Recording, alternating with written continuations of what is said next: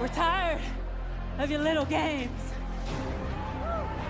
And we're tired of your little crew.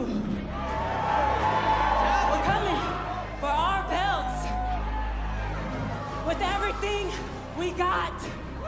Even if that means taking your plastic heads off. Oh my! We sacrificed everything for this. Being a champion is in our blood. This is our ring. Nobody is gonna stop us. I dare you to try and stop us.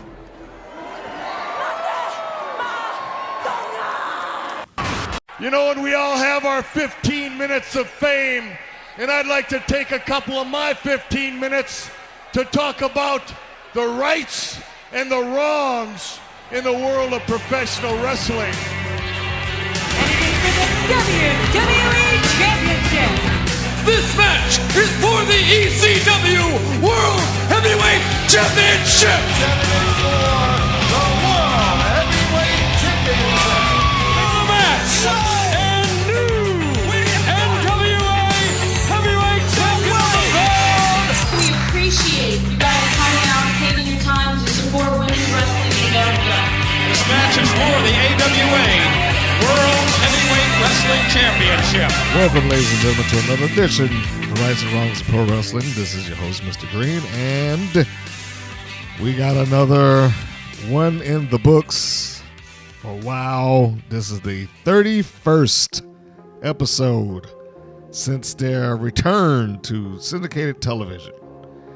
I'm not sure if people out there are aware that they titled the episodes, much like like sitcoms and other television shows do. I guess they feel like they belong in that category. I don't know. But if you're listening to this on YouTube or any other platform, really, I'm probably going to start using some of the titles that they have shared amongst their press releases and things like that. I think they actually use them on YouTube itself. Not I'm saying this out loud. I think you can see the names there. So yeah, just a point of note that I am going to do. But anyway, this is episode 31, Rights and Wrongs of Pro Wrestling. Your host, Mr. Green. Thank you for tuning in and listening to me go on about wrestling, and specifically women's wrestling in, I guess the greater United States and sometimes the world. Episode 31, Unruly Souls. Yeah. I guess it's for the purposes of Siren and Holidead and Chainsaw and whatnot. So I guess that would be the connection to that little titling. But I have to say before we begin, and I think I've said it previously, that the shows have gotten better.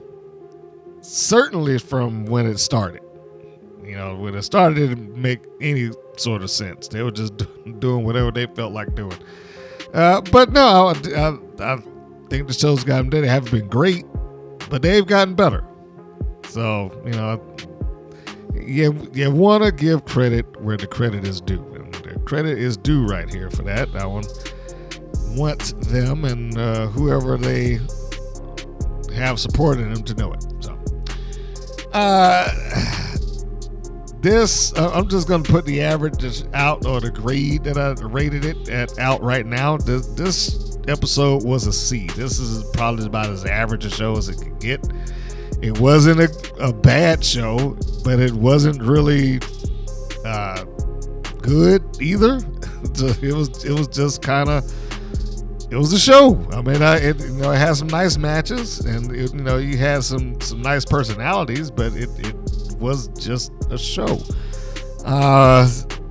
Normally I would wait to the end, but there was really nothing, or not much here for me to and the rating is this. It's it's just not worth waiting for that. The first match, let's go off into that, which was BK Rhythm and Keta Rush. I remember right. Well, no, let me not remember. I'm going to pick up the paper. You can probably. There you go. Those are my notes. I wasn't looking at it at the time, but now I said, let me not go off of my memory. Let me go off of what I wrote. This show does what we have come to expect. We have the opening and the opening graphic. This is, the first segment where it sets up everything that you have to see, throughout the course of our hour, which is, of course, as it should be. It's, nice way to set the table for everybody that's watching the program, and of course, to let you know what your main event happens to be, what you're allegedly going to wait the duration of the hour to enjoy. BK Rhythm, talented young lady, known on the independent circuit as Killer Kate. In WOW, however, she doesn't have something missing. There's something that hasn't connected quite yet with BK Rhythm as it relates in WOW. Not that she doesn't have personality, not that she doesn't have in-ring talent, not that she doesn't have good look. All of those things are there. I want to believe that she is a case of someone who needs to be able to get in front of a microphone and show who she is. She suffers from the same thing that so many of them suffer from. Their persona is surface level. And if you are one of the unfortunate ones that are there who doesn't have some sort of story that's going on, some sort of angle that requires you to do vignettes or something along those lines, the most that people will know about you and your persona in the ring is that you are XYZ. In BK Rhythm's case, she's a rapper. In the Mother Truckers case, they drive trucks. G.I. Jane, she's in the Army. We don't know anything else about most of these people beyond that they have this characteristic. They gave interviews when this show began, probably interviews that are in their docu-series. I mean, if I'm going to be quite honest with myself. And that's probably, I'm not even going to say probably, that is where they belong, but for, different reasons. Not that those interviews were bad. They just didn't need to be in the wrestling show. Distracting. Those interviews gave you the insight to the person behind the persona, not necessarily the persona. And BK Rhythm's persona has not been really explored. It hasn't been shown or showcased. We don't. What do we really know about her beyond that she raps? And I'm hesitant. I'm sorry, BK, but I'm hesitant to say that.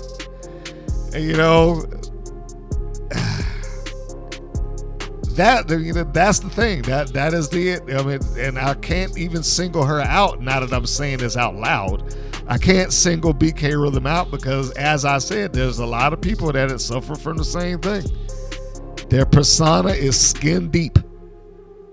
It's the occupation that they portray on TV, and then that's it.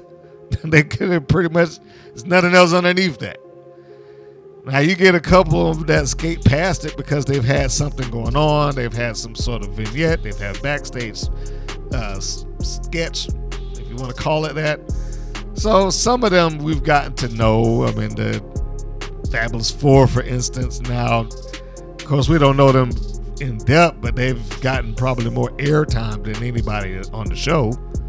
So, just a point of note that I wanted to bring up as I was talking about it.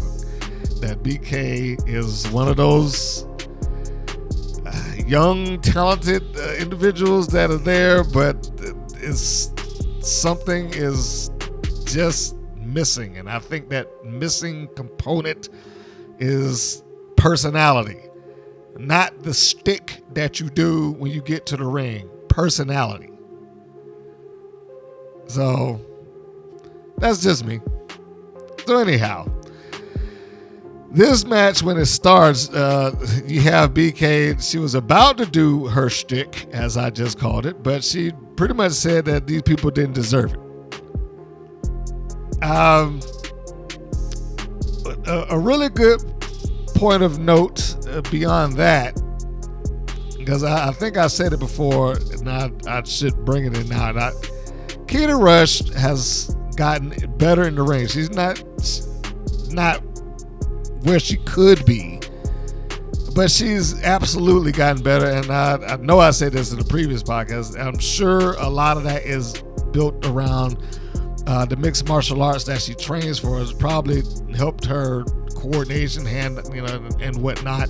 Her ability to execute. I'm assuming, the moves and maneuvers that she does. One of the first things that she does in this match is when she walks up to BK Rhythm, cinches in and applies a leg lock, and did it very, very smooth. Now, there was a visible botch in the match. At some point, I made sure to put that down. Somebody ducked a phantom clothesline. Keta Rush, if I remember right. I just wrote the botch. I didn't write who did it, but if I remember correctly, it was her. Now, but that is not a deal breaker as far as the match is concerned, because those things happen. Sometimes you get some cross communication in the ring. I mean, it happens with the best. It happens, with the alleged pros, if you want to call it that. You got WWE and AEW and Impact and so on. You get that.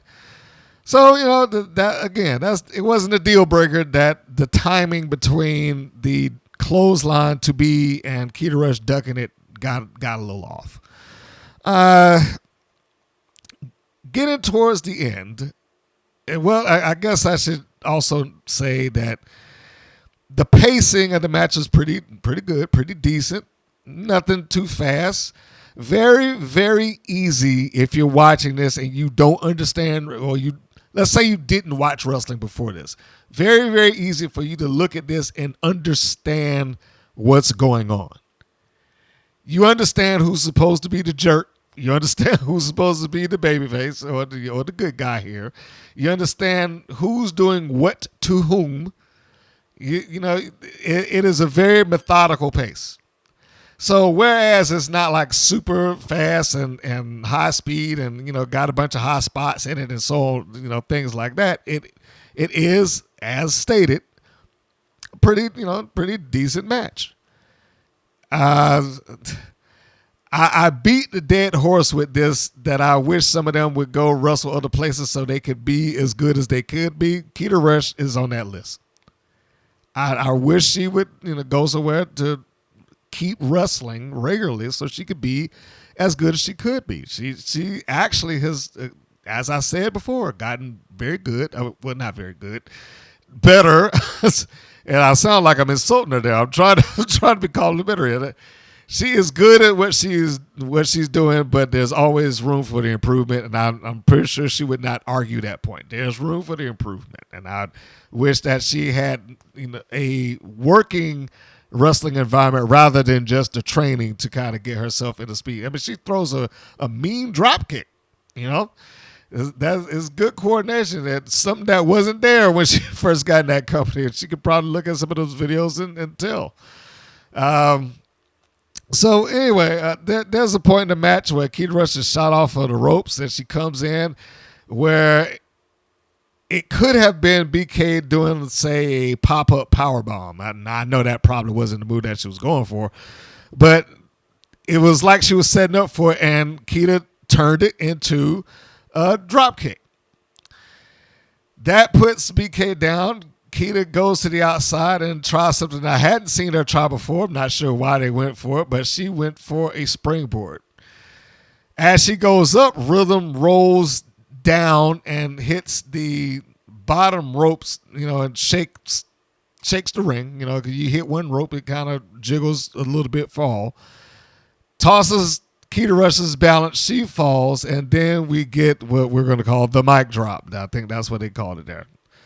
And this would be her second win, Rhythm's second win. I gave a lot of the end note that I have here as I was talking about it. It was moderate pace. Keta's better, decent match.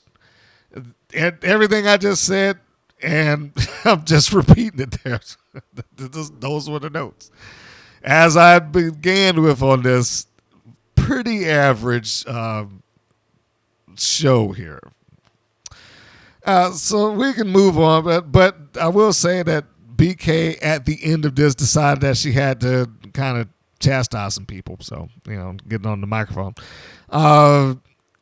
Next segment is a video package that set up the Island Dynasty versus the Fabulous Four. And that, this is addressing what took place the previous week with the obvious setup for the 4-on-4 match, which, let's face it, for WOW would be a big deal. That would be a high stakes match for that company. It got every champion involved and, the top heel faction against what is, I guess, now becoming the top group of baby faces. So, got to have that and got to let people know that this is coming. I wonder how that translates for them in ratings. If they do get ratings, I wonder if that would actually draw more people in. Who knows? I should endeavor to find out.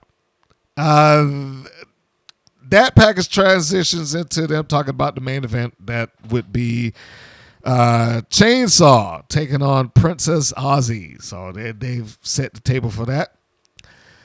Segment 3, we are at the gym that Kandi Krush trains at. And as she's there, Princess Aussie comes out of the back. And they begin talking like, hey, I didn't know that you trained here. Yeah, I got to come here and box and get, work out and blah, blah, blah, blah, blah. And this, of course, they start going into a little conversation about the mind games that they both suffered from Siren, the voodoo doll, as part of the Darkside. I guess this is another portion of the Unruly Souls title. And they begin bonding over this. So this is, I guess, the informal forming of a union of sorts. Now, the only real note that I had here was just one that I had for personal reasons. Well, not personal, but it just is not something that is terrible, but it's like, y'all go here to box. Shouldn't you be training to grapple or wrestle or something? I don't know. I mean, come on, Kandi Krush, pick your occupation and stick with it. So anyway, no, that was just a little side note. There's nothing against the show. That's just me, folks. That was just me. The next segment was a match featuring one of the members of Exile, Genesis, taking on who we just previously saw, Kandi Krush. The first note that I made here was one that I was happy that I had to make. That AJ Mendez at least addressed the leadership issue in Exile. Because up until this point, I mean, I think it would have been at least 2 appearances up to the now. It was just all of a sudden, Malaya Hosaka was gone, and we really hadn't talked about it. They haven't said anything because we don't do promos or interviews here. So we really knew nothing about the shift that took place within this, what was a faction.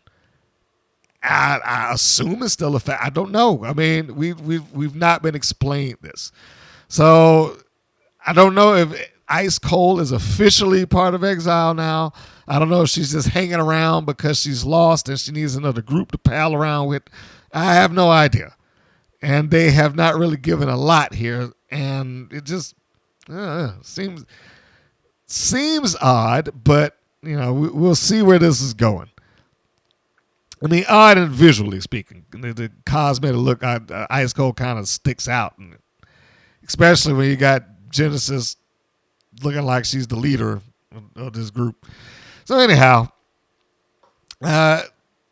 Genesis is there with her partners Exodus and Ice Cold. For the sake of this, we'll say Exile, and they are taking on Kandi Krush.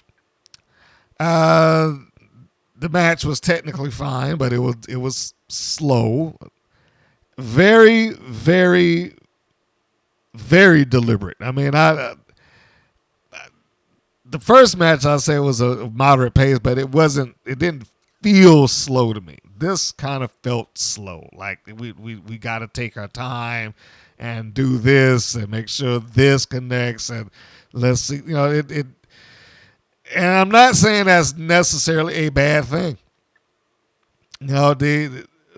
A fast pace, moderate pace, slow pace, those are not necessarily bad things, regardless.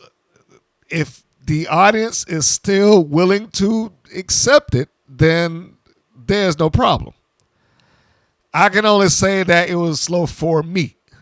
So, but I don't want that to come off like it's a complaint. I would imagine the reason I might have felt like that is this kind of match reminded me of matches that I saw in training. That's about the best way I could put it. If you've ever gone to a wrestling training school, or if you've seen one, or the people that's there, is sometimes they operate full matches, particularly if you have the school. Most of them do shows on the side so that the students can get the benefit of learning how to work in front of a crowd, because the trainers all agree that it's important to learn how to work in front of a crowd and not just go out there and do it on the fly.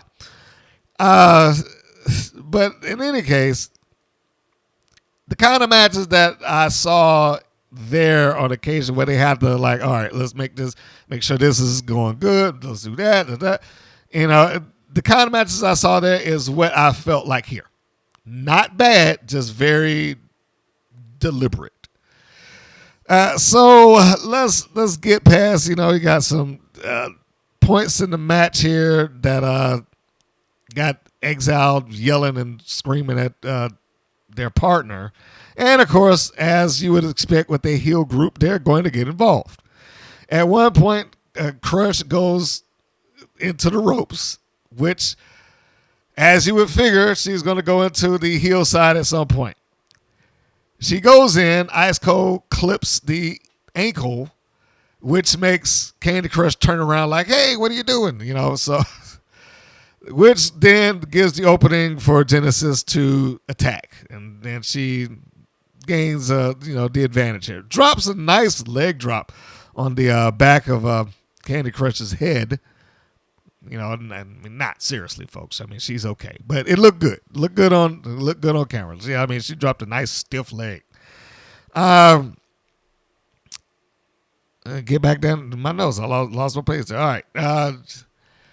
You had a spot in the match where Genesis takes Krush into, we'll call it the heel corner, and she chokes her out, which of course causes the referee to come over there and like, hey, you can't do that. And when she's trying to get out of the corner, this was, if the camera had stayed on this longer, it probably would have been like an angle alert, but good job for the editors. So in any case, Krush punches Genesis out of the corner. Genesis goes to the refs like, hey, she's got a closed fist. He turns around as she's talking to him and pulling him backwards. Krush stands back into the corner where these two people are that just tripped her up not all that long ago. And so when you see her standing there in the corner like, all right, I'm waiting. It's like I know it wasn't that long literally, but that her body language kind of felt like I'm waiting for something to happen, which of course it did. Both members of Exile 2.0, Exodus and Ice Cold come and they grab her ankles and they pull her down. Now, I don't know if this next part was a little bit of miscommunication or Krush trying to give them instruction. If she was trying to give them instruction, then good on her. If she was trying to like, hey, come back here. But all right, when they grab her ankles and they pull her down, both of them pull her down and walk away. And you can see Kandi turn her head back like you can't read her lips because now she's facing against the camera.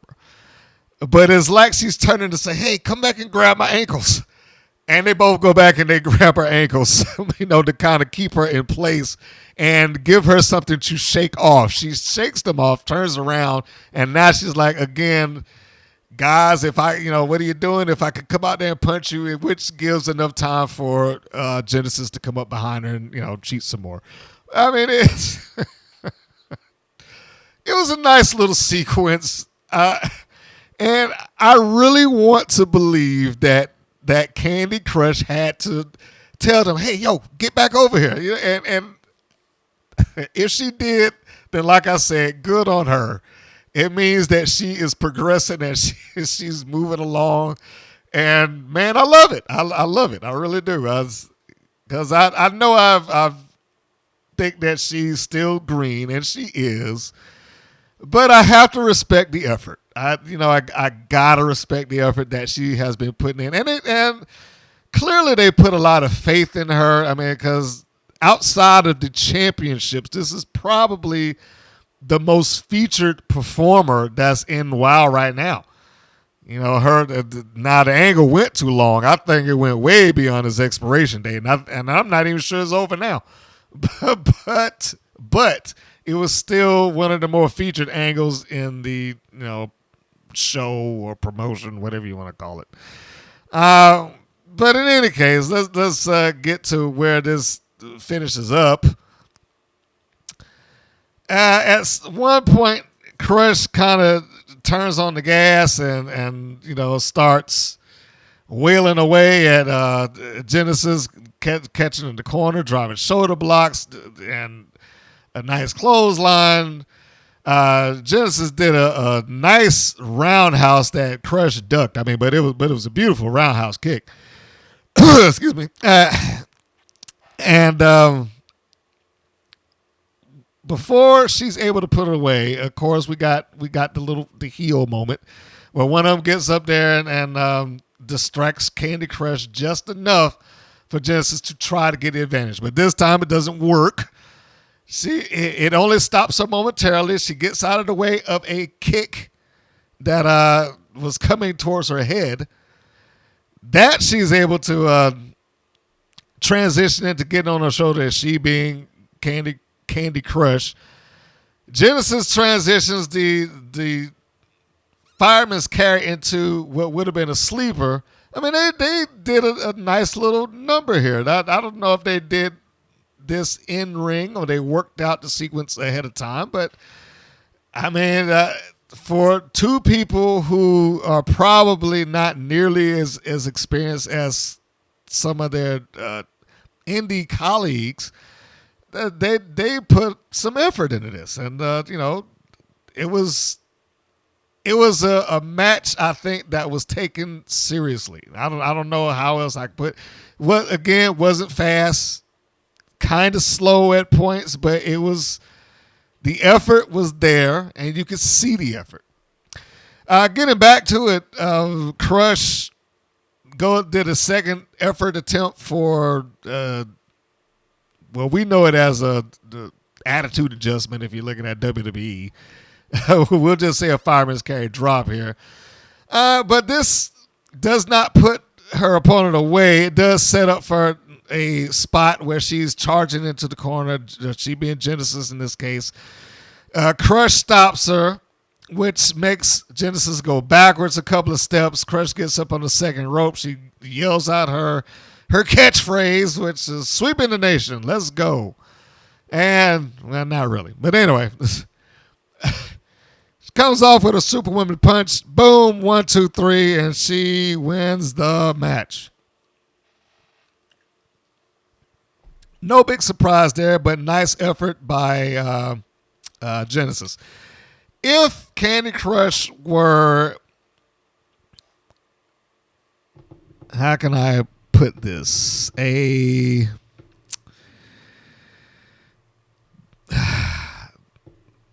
bigger star sounds like is not giving credit.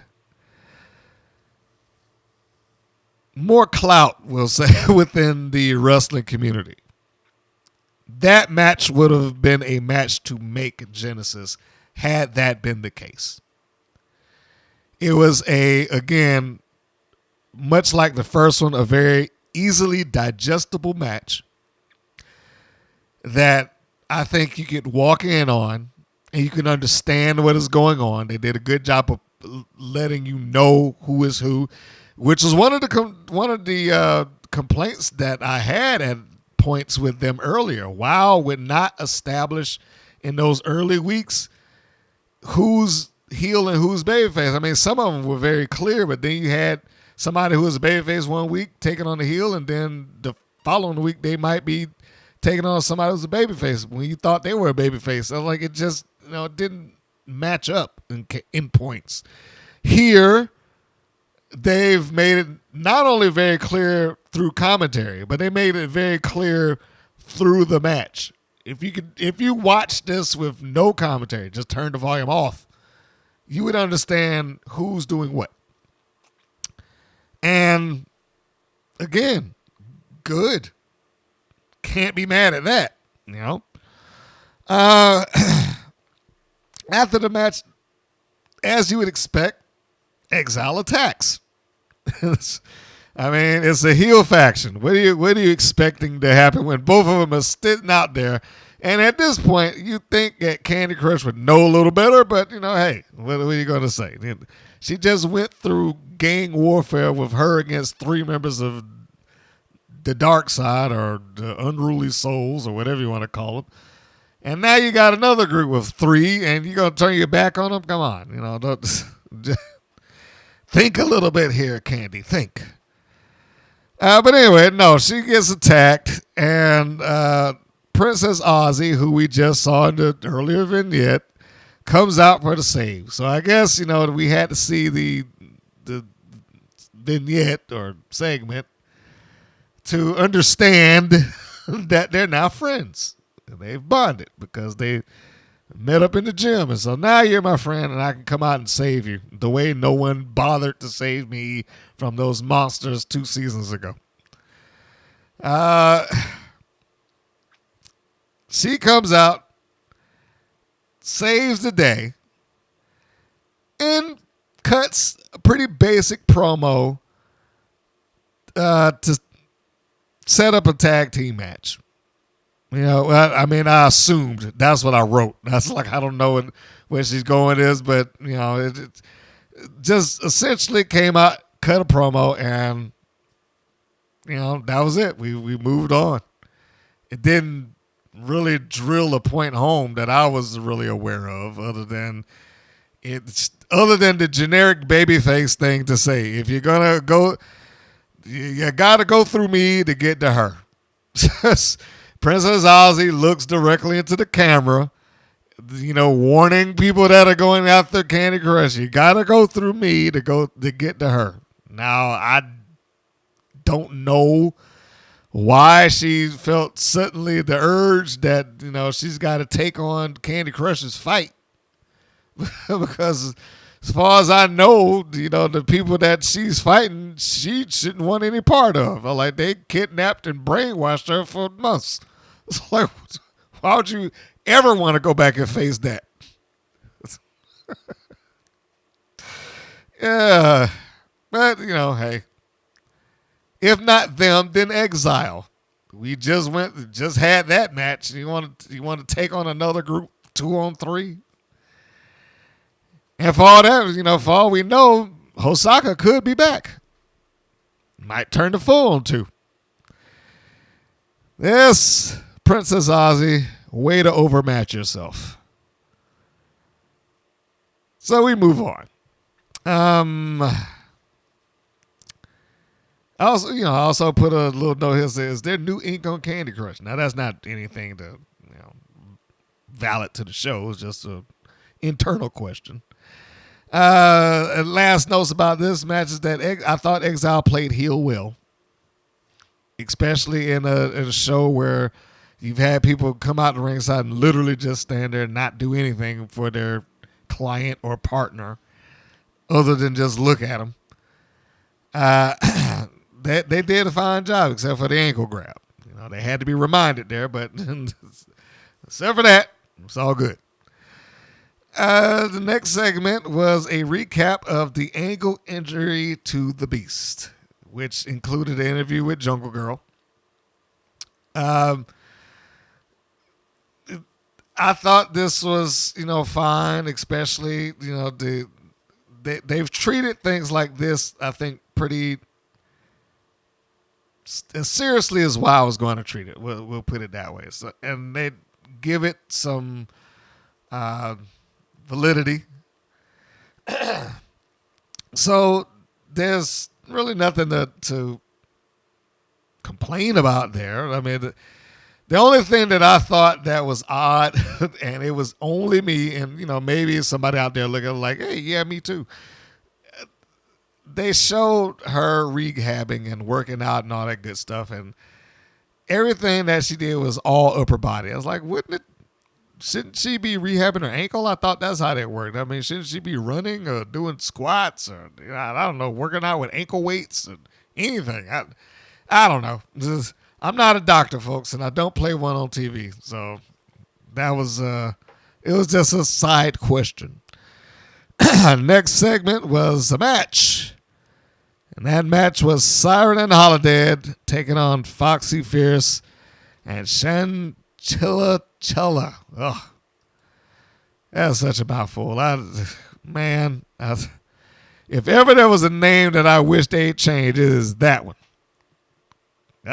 Why? I've never had a wrestling name bother me as much as Chantilly.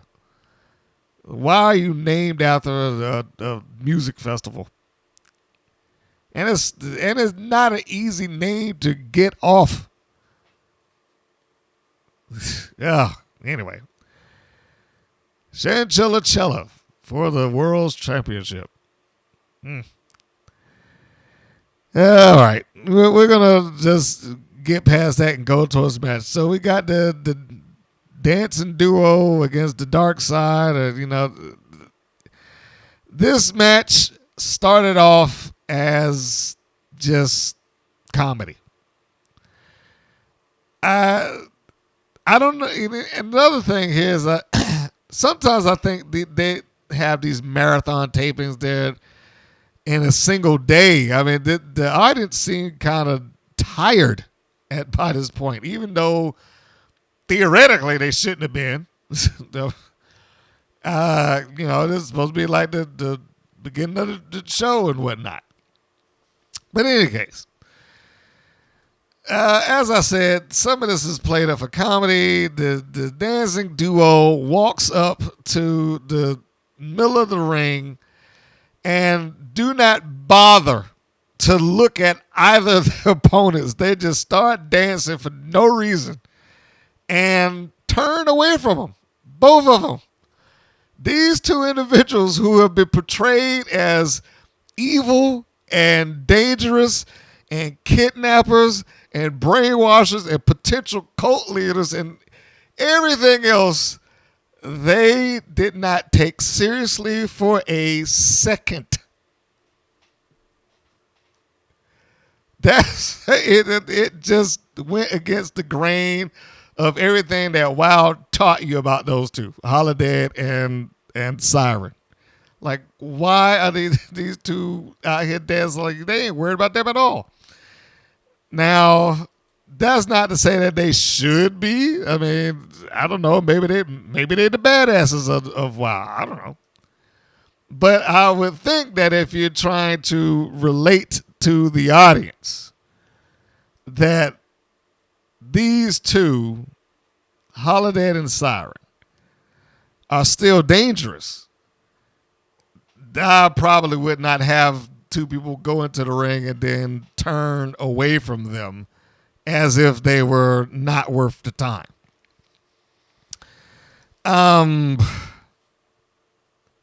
The first thing they do coming out of that, they do turn and face them at some point. And when they do, Siren and Holidead both essentially challenge them to a test of strength. When they get into the test, they don't even do a full lockup. It's just like one hand. And then Siren she turns, which repositions her and Foxxy Fierce. So rather than being faced off 2-on-2, they've now been shifted to where they're in a circle.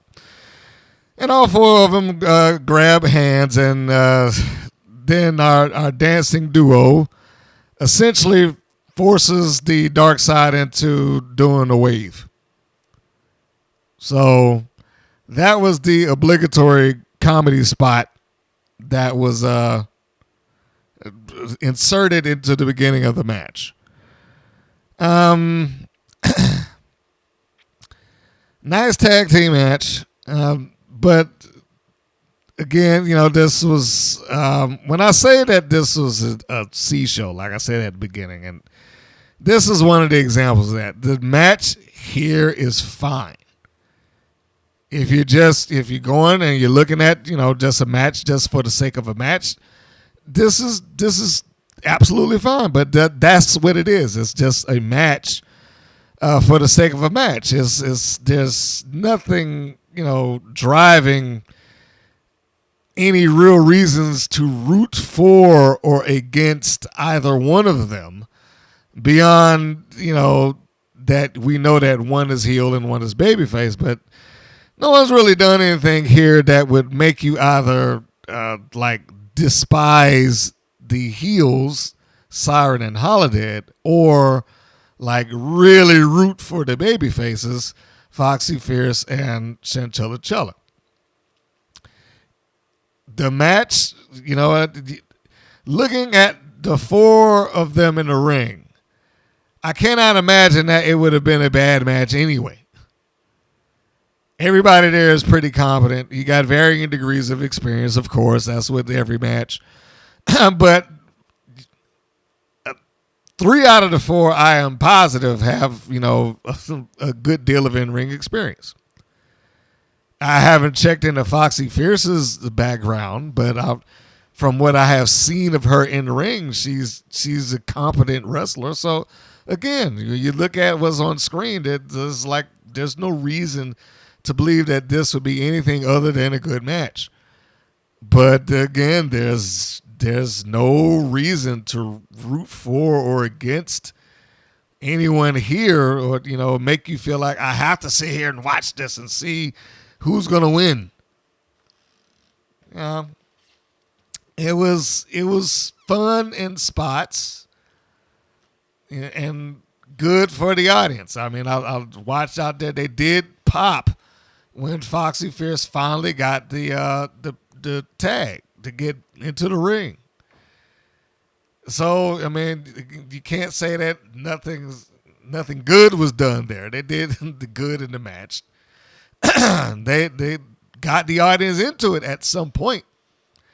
But this isn't driving any particular story or, anything like this. This is just a competitive match that took place between what was going to be a glorified squash. Because I'm sure this was, largely just to keep the Darkside looking strong. At the end, when all four competitors got into the ring, Foxy Fierce at some point was the one that came in to clean house. After Chella made the tag, Fierce comes in. She does the hero spots. Takes on Siren, takes on Holidead, knocks them both around. Does all the good stuff. And then there's a tag back out by Chella, her partner. Tags herself back in. A little bit soon, but she does. They get a nice little double team spot and look like they were going for a double suplex or something thereof until Holiday comes in, throws Foxy Fierce out to the floor. Siren, I was about to say Nina Monet, which is her former name, had a little brain fart there.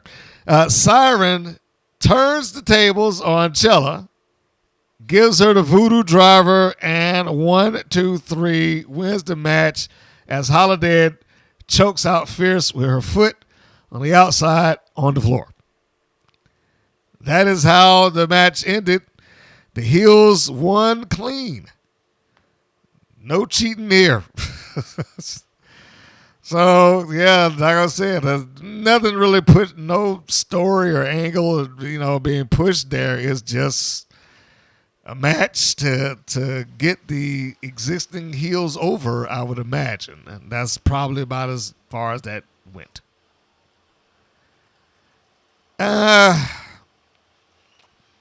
We go into the main event. Well, there was a segment just before the tag team match that I missed, but that's that was the Beast recap. There's what did I mean? Segment 7. I think another 4-on-4s next week. They just type that up again.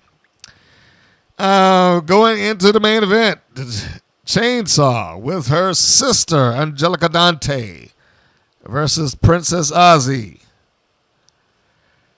So this was look number 3 for Chainsaw that I was aware of. She's now coming out with the apron of faces and she's wearing hobo attire. I mean, it's like she's gotten progressively worse with her dressing skills. She started off with some tights and just went to wearing a garbage bag. So, but it works for her. So here we have I want to say a natural matchup, but a matchup of what I guess WOW would consider long-term storytelling, because they did address I call it kidnapping. I'm going to call it for what it is. The kidnapping of Princess Aussie to the dark side. And, of course, Chainsaw is part of that faction. So perhaps this is why she's so determined and driven to fight, that she wants to show I'm not scared anymore and you can't control me and who knows what.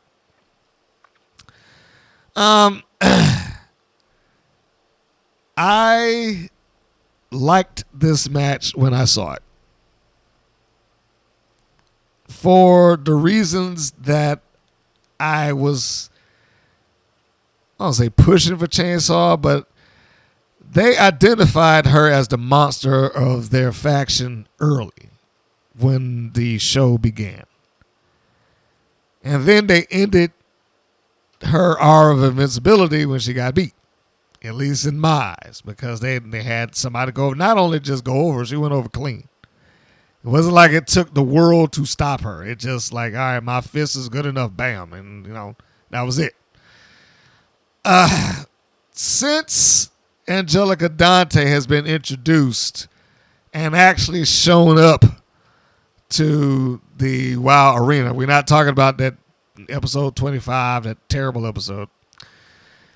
Since she's been here with Chainsaw has been the monster that she is supposed to be, which is what I wanted and why I liked the match.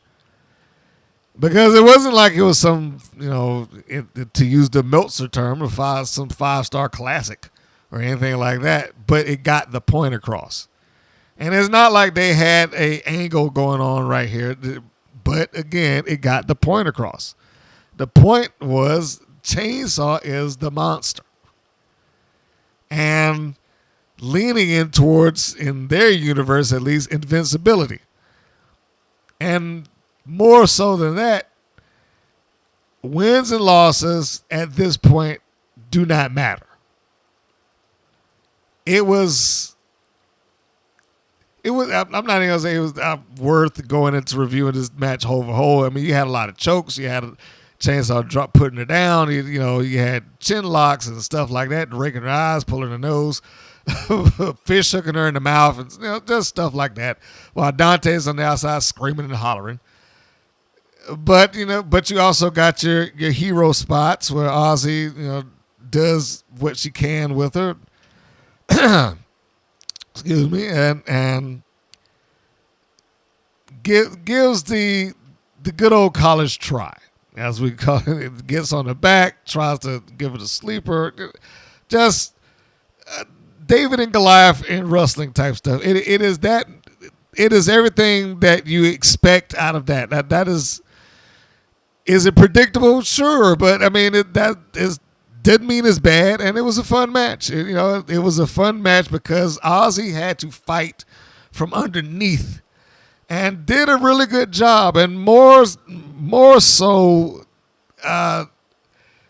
it's a type of style that can help somebody like Chainsaw, who's probably not as experienced as Aussie is, because she doesn't have to do much. She doesn't have to, run around. She doesn't have to leave her feet. She doesn't have to be some technical wonder. She didn't have to do any of those things. As Chainsaw, she does things as right for her persona. Same way as like The Undertaker, when he was introduced, was the undead zombie. I used this example before. It was right for him to not fall and move slow and not speak and all that at the time, even though he could do all those other things. It just wasn't right for him to do it, for that version of that character, if you want to call it that. With Chainsaw, again, this works for her, and it only help cover any flaws until those flaws are minimized and go away. And then she's also working with somebody who, like a Princess Aussie, who is a traveled wrestler, can help her.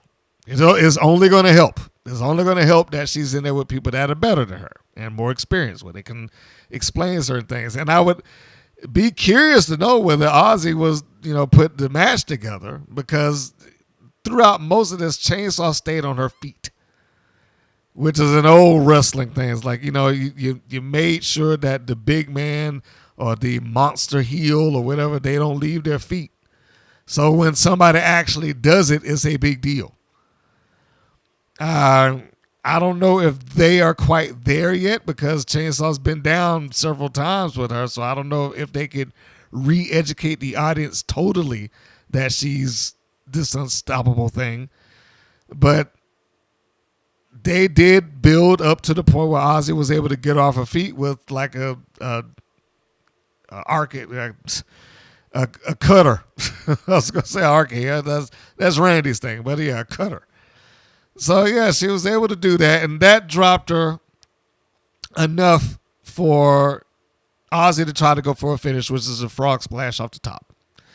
She runs around to do that, but Dante stops her just long enough to get, her sister the time to get back up to her feet. She gets up, goes over to the corner where Aussie is, and grabs her around the throat. And then proceeds to lift her up off her feet with both hands wrapped around her throat. Referee's yelling. He's saying, hey, Stop it. This is one of the more like, he at least looked like he was trying to get this to stop, and like he had a face of authority to some degree. Even though he got himself right in that ring once the bell was rung. But anyway,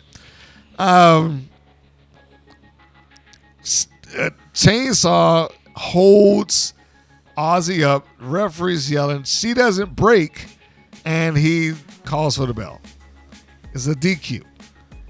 And I thought that, I know some people do not like disqualification finishes, but I have to say that I like this one for her. And I think this is her second. Yeah, that's because she not Kandi Krush, Keta Rush. Kandi Krush, Keta Rush. But Keta Rush, she had the same deal. The same thing. Hard to take off her feet, doing everything I can. Little lady, big lady, match. And ultimately, it's Chainsaw beating herself. And that's what it was here. Chainsaw didn't get beat. She lost, but she didn't get beaten. She beat herself by refusing to let go. And it's good that they don't even complain. They don't complain. They don't yell at the referee like, what do you mean I'm disqualified? None of that happens. They just enjoy the fact, they being Chainsaw and Dante, that they've hurt somebody. This works. I think that is as telling a detail for a talent or a persona that I have seen in this show. I said earlier, you got a lot of people there that's just surface level. They don't have anything that really defines a trait about them or who they are, their ticks or kinks or giggles, whatever. With this, yes, Chainsaw surface level. But you've established at least one thing that goes just a bit further, is that the wins and losses don't matter here. We already knew that she liked hurting people. But now we know that she likes hurting people at the expense of winning the match. Theoretically, that should hurt her career. Theoretically, that should hurt your pay. Theoretically, that should hurt whether you might even have a job. But what does Chainsaw care? It works. Works for me. I think that was as decent a show as you can have. Like I said, it is decent. I can't give it much more than that. I can't give it much more than beyond decent. C is everything I told you at the beginning. It was an average show. BK Rhythm and Keta Rush is not kicking off any sort of angle or storyline. I mean, at least did not appear that way. Genesis versus Kandi Krush, also decent match, but did not push anything forward. Siren and Holidead, Foxxy and Chella, decent match, didn't push anything forward. And then there's Chainsaw and Princess Aussie, decent match, but what did it push forward? And the only other thing that might even tie something together is that after the match and after the disqualification and after she was let go and Aussie slides out to the floor, Kandi Krush comes out to ringside to check on her. Make sure that her friend is okay. But that was it. I mean, that was pretty much the show. From all that I saw, top to bottom, there was nothing extraordinary, but there was nothing terrible. I could probably go on and describe a couple of other different types of ways how middle of the road it was for me, but it was pretty middle of the road. The one thing I did note here when I was watching the main event. I wrote down Chainsaw needs to watch old Abyss matches. And Abdullah the Butcher, Bruiser Brody, Vader, and any other monster wrestler that she can borrow from. Because I think that as a monster wrestler within their universe, she could be not their version of a Vader. I don't know if she's that. Vader was pretty athletic in his prime. I don't know if she's that athletic. And I don't want to, Abdullah the Butcher was a big money draw in places. Kind of like that. I mean, I would hope that she wouldn't take that as an insult, and I don't mean it as that, but kind of like an Abdullah the Butcher. I mean, and you'd have to know about him in his prime years to really understand that I'm, complimenting you, Chainsaw. But yeah, I can kind of see it in those veins where you exist to terrorize people. And that's what the Butcher was at the time. He kind of existed at his time to terrorize people and be bloodthirsty and make people just fear him. And Chainsaw in a WOW format could potentially be that.